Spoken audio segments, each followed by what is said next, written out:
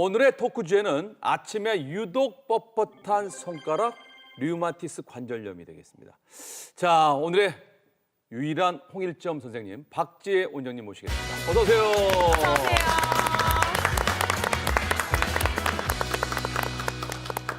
자, 저희가 류마티스 내과 선생님 오늘 이렇게 처음 모시게 됐는데 류마티스 내과가 어떤 질환을 보는지 잘 모르는 분들이 굉장히 많으실 것 같아요. 소개 좀 해주시겠어요? 네, 류마티스라는 말은 고대 그리스어로 류마라는 말이 나쁜 액성 물질을 말하거든요. 이런 나쁜 액성 물질 현대 의학에서는 자가항체라고 합니다. 그래서 이 자가항체가 우리 몸을 돌아다니고 있는 상태를 류마티스라고 생각하시면 되고요. 이런 이제 자가항체가 우리 몸을 돌아다니다가 무리고 있는 관절이나 피부에 불편한 증상이나 통증을 일으키게 되면, 즉 질병 상태가 되면 치료를 해야 되는데 일반적으로 수술보다는 약물 치료를 하게 됩니다. 그래서 내과에서 주로 보게 되고요. 그래서 류마티스 내과는 이런 자가항체에 의한 면역 질환을 다루는 그런 내과라고 생각하시면 되겠습니다. 자, 원장님, 그러면 이 아침에 일어났는데 이 손가락이 퉁퉁 붓고 그리고 뻣뻣하게 굳어가지고 잘 안 움직이는 거예요. 그러면 이럴 땐 그 류마티스 내과로 가는 게 맞나요? 어제 라면 한 3개 드신 거 아니에요? 그래서 그런가요? 네, 근데 그럴 이게 수도 무슨 있습니다. 뭐 어떤 병명이 뭔가요, 그러면? 네, 주로 아침에 손가락이 붓고 뻣뻣해서 아침에 일어났을 때 주먹이 잘 쥐어지지 않는다, 주먹을 쥘 때 통증이 있다, 이런 증상을 조조강직 증상이라고 하고요. 우리가 이제 심장이나 콩팥 이런 신장 질환이 있을 때에 우리 몸의 수분 상태가 과잉이 되면서 우리 몸의 손이나 발이 전체적으로 붓는 그런 증상들도 있거든요. 그런데 이제 이런 증상 말고 특별히 뼈와 뼈에 굽어지는 부위인 관절 부분이 부종이 있으면서 통증이 있고 뻣뻣한 경우를 관절염에서 얘기하는 조조강직 증상이라고 합니다. 근데 이 조조강직 증상은 퇴행성 관절염이라고 알려진 골관절염에서도 나타날 수는 있는데, 퇴행성 관절염의 경우에는 조금 움직이고 나면 나아져요 이렇게 말씀하신 경우가 많고, 류마티스 관절염에 의한 조조강직 증상은 보통 30분, 1시간 이상 조금 지속되는 경향을 보입니다. 그럼 류마티스 관절염이 왜 생기는 건가요? 이것도 혹시 노화가 원인입니까? 네, 아직 정확하게 다 밝혀진 건 아니고요. 현재도 그 원인에 대해서 연구가 진행되고 있고 또 새롭게 그 연구 결과들이 업데이트돼서 보고되고 있습니다. 네, 현재까지 알려진 바로는 유전적인 소인이 있는 환자에서 환경적인 요인, 우리가 잘 알고 있는 흡연이라든지 장내 세균이나 또는 호르몬과 같은 이런 환경적인 요인이 상호작용을 일으키다가 우리 면역 체계에 이상 반응이 일어나면서 면역 물질들을 만들게 되고, 이것이 우리 몸의 특별한 어떤 관절 이런 것들을 외부 인자로 인식해서 공격하게 되면서 거기에 염증과 부종과 그다음에 종창과 통증이 일어나면서 나중에는 그 활막 주변에 있는 연골이나 뼈의 변형을 일으키고 손상을 일으키니까 결국은 이제 뼈의 변형 때문에 기능을 떨어뜨리게 된다, 이렇게 알려져 있습니다. 일단 손가락 관절이 아프면 대개는 뼈나 문제가 있거나 혹은 퇴행성 관절염이라고 생각할 수도 있을 것 같은데요. 어떠십니까? 류마티스 관절염은 특별히 40, 50대 이상에서 많이 발생을 하고 또 여성이 남성보다 발병률이 조금 더 높습니다. 그래서 만약에 50대 여성이 아직까지 관절에 부종은 없는데 아까 말씀하신 조조강직 증상으로 병원에 오셨다. 그러면은 사실은 류마티스 관절염보다는 뼈가 약해지는 골감소증이나 퇴행성 관절염을 먼저 의심하는 게 맞고요. 이제 하지만 이런 치료를 했을 때 류마티스 관절염에 의한 통증이었다면은 그런 통증이 호전되지 않거나 곧 이제 다른 관절로 이어지게 되겠죠. 그래서 그런 경우에는 빨리 류마티스 관절염을 의심하고 치료 방향을 바꿔야 되는데, 요즘은 그 의학 지식이 생각보다 굉장히 일반화되어 있기 때문에 요즘은 처음 오시면서부터 저는 류마티스 검사하러 왔어요, 이렇게 말씀하시는 분들도 많고, 어쨌든 과거보다는 이제 관절의 변형이 일어나기 전에 일찍 진단이 되는 경우가 많으니까 좀 다행인 것 같습니다. 그렇군요. 맞아요. 우리 병원 가기 전에 항상 찾아보고 가게 되잖아요. 그럼요. 네. 손가락이 아파요, 마디가 아파요 찾아보는데, 그럼 우리 이 오늘 다루고 있는 류마티스 관절염은 손가락이나 발가락에만 주로 나타나나요? 여기 팔꿈치도 관절이고 무릎도 관절이잖아요. 류마티스 관절염은 아까 말씀드린 것처럼 원인 물질 자체가 이제 몸을 돌아다니다가 이론적으로 몸에 있는 전신의 어떤 관절도 침범할 수 있다고 되어 있습니다. 그래서 이론적으로 뭐 턱 관절을 침범할 수도 있고 말씀하신 이제 무릎 관절을 침범할 수도 있는데 다만 발병 초기에는 작은 관절, 손가락, 발가락, 손목, 발목을 우선적으로 침범한다고 알려져 있습니다. 네. 네, 손목이 저리고 아픈 경우야 늘 있는 일이기 때문에 이러다 괜찮아지겠지 하면서 넘기는 경우가 상당히 많을 것 같은데 혹시나 진단이 늦어지게 되면 어떤 일들이 생길까요? 네, 가장 안타까운 경우가 이런 경우인 것 같습니다.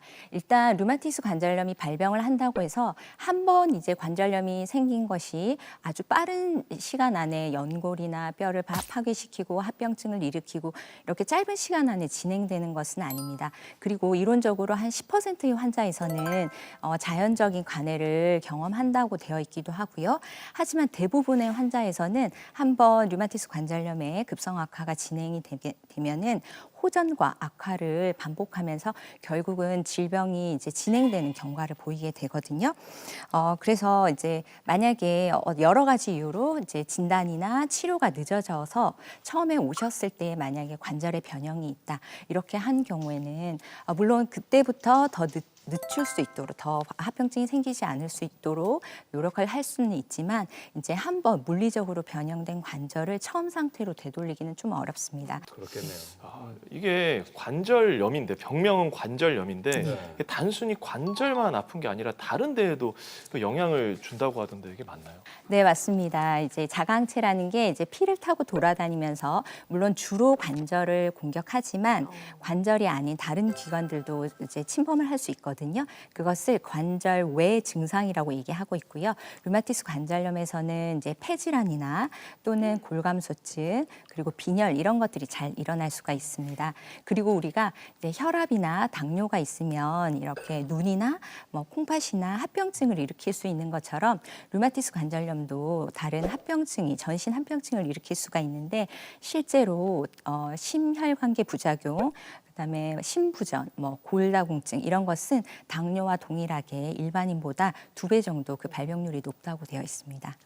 원초적인 질문일 수 있는데 진단은 어떻게 하나요? 현재 사용하고 있는 것은 2010년 미국 류마티스 학회에서 업데이트되어 보고된 진단 기준을 따르고 있고요. 그래서 우리 몸의 관절을 몇 개나 침범했는지 그리고 염증 수치가 피 검사를 했을 때 얼마나 높은지 그리고 류마티스 관련된 항체가 농도는 얼마나 높은지 그리고 그 질병의 증상 기간이 6주 이상이냐 이내냐 이런 것들을 따져서 점수화시켜서 하고 있고요. 그래서 객관성을 조금 높이고 있고 10점 만점에 6점 이상일 때 류마티스 관절염으로 진단하고 치료하고 있습니다. 그렇군요. 네. 자, 이렇게 병원 가서 확실히 진단을 받아봐야 알겠지만 그래도 이렇게 TV 보시면서 혹시 내가 그런 것 같다라고 스스로 체크해 볼 수 있게끔 좀 셀프로 진단할 수 있는 방법도 있을까요? 무릎이나 어깨보다는 아까 말씀드린 작은 관절, 손가락, 손목, 발목, 발가락 같은 부분이 한 개가 아니고 2개 이상이 붓거나 열감이 있거나 이런 증상이 있을 수 있고 아픈 손가락을 만졌을 때에 조금 딱딱하기보다는 말랑하면서 통증이 있을 수 있습니다. 그리고 아침에 일어났을 때 말씀드린 조조강직 증상이 30분 이상 지속되는 그런 양상을 보이고요. 또 마지막으로 처음 초기에 발병이 되었을 때에 퇴행성 관절염에 의한 이제 손가락 관절통은 몸통에서 먼 부분에 이제 관절 증상이 먼저 나타나거든요. 근데 류마티스 관절염은 몸통에서 조금 더 가까운 쪽에 중간 마디에서 통증이 있을 수 있습니다. 자, 그렇다면 류마티스 관절염으로 진단을 받으면 어떤 치료를 받게 되는지 환자 한 분의 사례를 들어서 보도록 하겠습니다. 화면으로 보시죠. 여러분의 관절은 안녕하신가요? 손과 발 등 작은 관절에 침범해 통증과 부종을 일으키는 질환으로 병원을 찾은 남덕순 씨. 집에서 그냥 너무 이 발인대가 너무 아프니까 리모컨 들고 막 떠들었어요. 막 때리고 이래갖고 너무 아프니까 한겨울에 찬물에 하루 저녁에 모욕을 5번을 했어요. 찬물에 모욕을 하면 한 2시간 정도는 덜 아파요. 이 균이 깜짝 놀리는가. 울기도 많이 울고 응급실에도 실려가고 많이 그랬어요. 응급실에 가도 소용이 없고 다른 병원에도 많이 다니고 그랬어요. 수년 전부터 손목과 발목 통증으로 고생한 남덕순 씨의 병명은 바로 류마티스 관절염. 최근엔 일상생활조차 힘들 정도였다고 합니다. 나이가 들어서 생기는 퇴행성 관절염과는 확연히 다른 류마티스 관절염. 증상은 과연 어떨까요? 그 처음에 내원하셨을 때 손목, 손가락, 발목, 그다음에 무릎 이렇게 전체적인 다발성 관절염이 있었던 환자분이고 관절 부종이 전반적으로 굉장히 심했던 분입니다. 그래서 혈액 검사에서도 그 염증 수치가 엄청 높았던 분이시고요. 류마티스 관련된 자가 항체도 굉장히 높아서 혈청 검사 양성 류마티스 관절염으로 진단을 할 수 있었던 분인데 퇴행성 관절염도 같이 동반이 되어 있었던 그런 환자분이 되겠습니다. 그래서 소관절의 경우에는 류마티스 관절염, 무릎과 어깨에는 퇴행성 관절염이 함께 있었던 그런 상태였습니다. 그동안 통증에 못 이겨 진통제를 많이 복용했지만 큰 효과가 없었다는데요. 다행히 병원에서 처방한 약으로 붓기를 가라앉힐 수 있었습니다. 매년 류마티스 관절염 환자는 꾸준히 늘고 있는 추세입니다. 현재 우리나라 인구 100명 중 1명이 이에 해당하는 것으로 나타났습니다.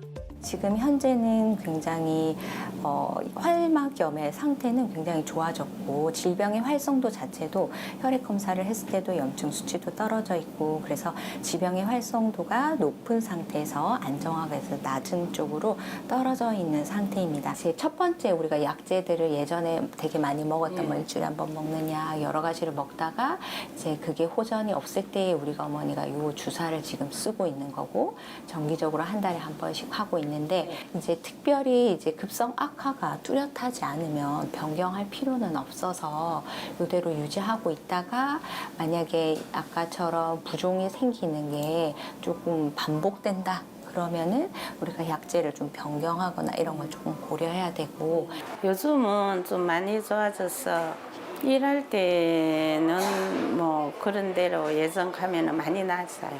많이 좋아졌어요. 지난 5년간 꾸준히 치료를 받아온 남덕순 씨. 이제는 통증이 많이 줄어 예전처럼 평범한 생활도 할 수 있게 됐습니다. 걷는 거를 좋아해요. 그래서 아침에 일어나서 한 40분 정도 걷고 집에서는 팔이랑 많이 운동을 많이 해요. 발 돌리기도 하고 올라 올리기도 하고 굽히기도 하고 걸음을 좀 다른 사람 같이 걸을 수 있고 손목도 안 붓고 그렇게 하시면 좋겠지. 류마티스 관절염 치료는 어떻게 하나요? 네. 류마티스 관절염의 치료는 기본적으로는 약물 치료를 하게 됩니다. 그래서 항류마티스 약제라고 하는 우리 몸에 과잉되어 있는 면역 물질들을 억제시키는 방법을 기본으로 하는 약제들을 사용하게 되고요. 이 약제들을 선택하는 그런 순서나 방법에는 원칙이 있습니다.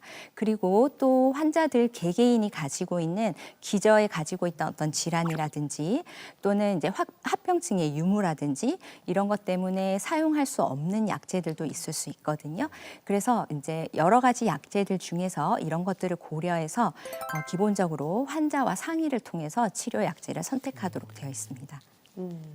이 많은 분들이 하는 말씀 중에 류마티스는 불치병이다. 그다음에 약의 부작용이 굉장히 많다. 그리고 약을 계속 먹어야 된다. 이런 부담감들이나 또 걱정들이 있으시더라고요. 선생님, 이런 부분들은 어떻게 보세요? 네, 일부 자연적으로 관해에 이르는 경우도 있긴 하지만 대다수의 환자분들은 한번 발병을 했을 때에 이것이 호전과 악화를 반복하면서 결국은 질병은 진행을 하는 과정을 거치게 되고요. 그래서 약제를 치료를 시작하게 되면은 약물을 좀 오랫동안 복용하게 되기 때문에 사실은 불치병이라고 하는 게 맞겠습니다. 그렇지만 이제 처음에는 물론 좀 많이 아픈데 그것들이 이제 치료를 하면서 빨리 관해에 이르고 그다음에 질병의 안정 상태가 되게 되면은 대부분은 약제의 개수가 줄어들거나 그 용량도 감소하게 됩니다. 그리고 이제 그런 약제들이 생각하시는 것만큼 막 엄청 막 무시무시한 그런 부작용이 있는 그런 약제들은 아닙니다. 의학 기술이 요즘에 최근에 많이 발전하면서 각 분야에서 좋은 약들이 조금 많이 나오고 있잖아요. 혹시 류마티스 내과에서도 그런 것들이 좀 있는지가 궁금합니다. 네, 관절의 염증을 일으키는 데는 아주 여러 가지 원인 물질과 그리고 세포와 그다음 신호 전달 체계가 관여를 하게 되는데 이 중에서 딱 하나를 타겟으로 해서 약제를 개발했다고 해서 표적 치료제라고 합니다. 그래서 류마티스 내과에서도 2000년대 이후로 이런 표적 치료제들이 많이 개발이 되었고 실제로 굉장히 여러 가지 약제들이 현재 활발하게 사용이 되고 있습니다. 우리가 표적 치료제라고 하면은 암 치료를 할 때 표적 항암제를 잘 많은 분들이 떠올리실 것 같은데요. 이 두 가지는 조금 비슷한 의미를 가지고 있을까요? 네, 맞습니다. 실제로 그 암 치료제로 개발을 하다가 류마티스 질환에 훨씬 더 효과가 좋아서 실제로는 류마티스 약제로 개발되어서 사용하는 약제들도 있습니다. 둘 다 면역 조절을 목적으로 하니까 이런 공통점이 있어서 그런 것 같고 다만 이제 새로운 약제들의 조금 단점이라 하면은 이제 약가가 조금 비싸다는 이런 단점이 있을 수 있겠습니다. 류마티스 질환도 진단이 되었을 때에 이런 중증 난치 질환으로 산정 특례를 통해서 약값의 혜택을 좀 받을 수 있습니다. 그래서 이전보다는 훨씬 더 약제를 사용하는 약물 치료를 하는 데 있어서 그런 약값의 부담이 좀 줄어들었다고 볼 수 있겠습니다. 근데 원장님, 제가 아까 저 원장님 말씀 중에 귀에 딱 꽂힌 게 완치라는 말씀을 안 하시고 관해라는 말씀을 계속 주셨거든요. 완치와 관해는 전혀 다른 건가요? 어떻습니까? 네. 네, 류마티스 항체는 사실 자연히 없어지지는 않습니다. 그래서 뭐 세균처럼 항생제를 통해서 죽일 수도 없고요. 또 이게 뭐 수술로 떼어낼 수 있는 그런 것도 아닙니다. 그래서 완치라는 표현보다는 류마티스에서는 관해라고 해서 더 이상 관절의 통증을 일으키지 않고 합병증을 일으키지 않는 그런 상태를 치료의 목표로 하고 있습니다. 그러면 이 비록 류마티스 관절염으로 진단을 받았지만 그 치료하면서 생활 잘 하시는 분들도 많을 거잖아요. 원장님께서는 어떤 환자분이 가장 기억에 남으세요? 네, 맞습니다. 처음에 이제 류마티스 관절염입니다라고 말씀을 드리면 굉장히 환자들이 이제 충격을 받으시는 분도 있고 이제 심리적인 위축도 되고 그래서 환자분들이 이제 그러면 저는 더 이상 일을 하면 안 되나요? 집에서 쉬어야 되나요? 이렇게 이제 말씀들을 많이 하시는데 류마티스 관절염은 이제 제가 조금 이제 강하게 말씀드리면 물론 생기지 않은 게 더 좋았을 수는 있겠지만 이게 굉장히 뭐 죽고 사는 그런 문제는 아니다. 이게 고혈압이나 당뇨병처럼 약제를 잘 먹으면서 이제 일상생활을 잘 하시면 본인의 생활을 잘 하시면 되는 만성 질환이라고 생각하셔라 이렇게 말씀을 드리거든요. 그래서 이 시대의 류마티스 관절염은 일상생활에 어떤 제한을 받는 그런 질병이 아니라고 생각하시면 좋겠고요. 다만 아까 말씀하신 경우 중에서 요즘은 빨리 진단이 되도록 일찍 오시는 경우가 많아서 관절의 변형이 막 생기거나 합병증이 빨리 일어나거나 이런 분들은 많이 없는데 최근에 조금 기억이 남고 걱정이 되는 환자는 좀 나이가 젊으신 분이었는데 이분도 진단이 빨리 됐거든요. 그런데 너무 젊다 보니까 약제를 먹는 것에 대한 사실 거부감도 있고 이래서 조금 약제에 이제 복용을 중단하셨다가 이제 통증이 심해져서 오신 분이었어요. 그래서 나이가 너무 젊으신데 이미 관절의 변형이 좀 온 상태였고 이게 손이나 이제 손목에 이제 변형이 왔었기 때문에 제가 보면서 너무 좀 안타깝다 이런 생각이 들었고 조금 빨리 치료를 하고 이제 관에 빨리 도달을 해서 조금 본인의 생활을 이제 편안하게 이렇게 영위할 수 있으면 좋겠다 이런 생각을 했습니다. 그래도 이렇게 치료법이 계속 나오고 있고 개발되고 있다니까 다행이긴 한데 그래도 아직 원인을 명확하게 모른다고 하니 그렇다면 우리가 예방을 할 수 있을지도 걱정이 돼요, 선생님. 어때요? 네, 말씀하신 것처럼 아직 원인을 정확하게 모르기 때문에 류마티스 관절염의 예방법은 사실 없습니다. 하지만 이제 류마티스 관절염 환자분들도 똑같은 류마티스의 급성 악화가 온 관절 부위에 이제 나이가 들면서 퇴행성 관절염이 중복될 수도 있고 또 그 외에 류마티스 관절염도 역시 이제 호전과 악화를 계속 반복하거든요. 그래서 이런 악화가 생기는 그런 이제 확률을 줄이고 퇴행성 관절염이 중복되는 것도 좀 줄일 수 있도록 이런 예방법들은 제가 말씀을 조금 드리고 있고요. 그런 것들 중에 하나가 일단 이제 운동, 근력을 강화시키는 운동을 하라 이런 말씀을 드립니다. 그래서 아무래도 근력이 약하게 되면은 관절에 무리가 가게 되니까요. 그리고 두 번째로 말씀드린 거는 일상생활을 하실 때에도 좀 이렇게 도구를 많이 사용하셔라 이런 말씀을 드립니다. 그래서 우리가 요즘 워낙 택배를 많이 받아보잖아요. 근데 이제 택배를 받을 때도 좀 이렇게 손가락으로 막 뜯고 이렇게 하지 마시고 조금 우아하게 칼이나 가위나 네, 이런 도구를 사용해서 쓰니까 인간이거든요. 네, 이런 게 좋고요. 또 누워서 무거운 탭이라든지 뭐 핸드폰이라든지 네, 이런 것들이 계속 반복되게 되면은 결국은 관절의 건강에 악영향을 미칠 수 있겠습니다. 마지막으로 시청자분들에게 하고 싶은 말씀 부탁드릴게요. 네, 저도 이번 방송을 준비하면서 이제 자료를 좀 검색을 하다 보니까 이미 다른 많은 병원에서 이런 류마티스 관절염에 대한 그런 영상을 만들어서 정보를 제공하고 계시더라고요. 그래서 류마티스 관절염에 대해서 궁금하시다, 좀 전반적인 이해를 하고 싶다 이러시면 이런 영상을 찾아보셔도 좋을 것 같고요.